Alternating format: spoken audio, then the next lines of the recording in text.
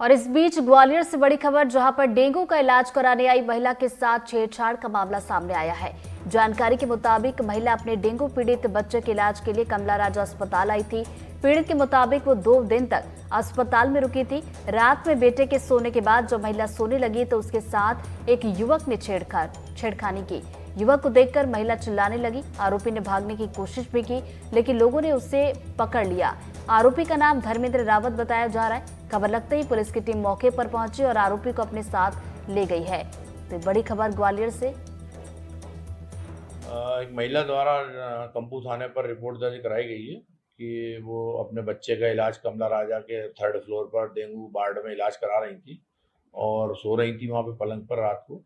तो उनके पड़ोस वाले पलंग पर एक जो इलाज करा रहा था उसने बुरी नीयत से उनके ऊपर गंदी हरकत करी, जिससे उन्होंने छेड़छाड़ की रिपोर्ट करी। उनकी रिपोर्ट पर से अपराध पंजीबद्ध किया गया और प्रकरण की गंभीरता को देखते हुए आरोपी गिरफ्तार किया।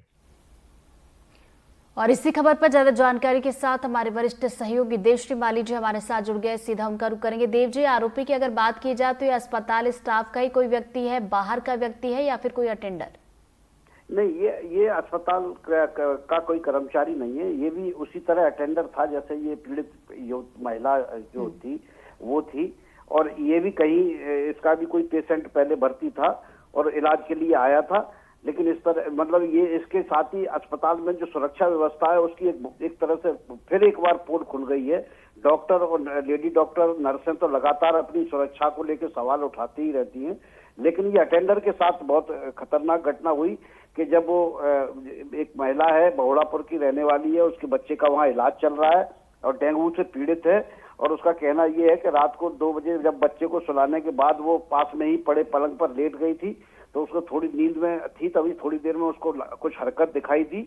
और जब तक वो समझ पाई तो एकदम उसने देखा कि बगल में उसका एक कोई लड़का लेटा हुआ है और उसके साथ गंदी हरकत कर रहा है।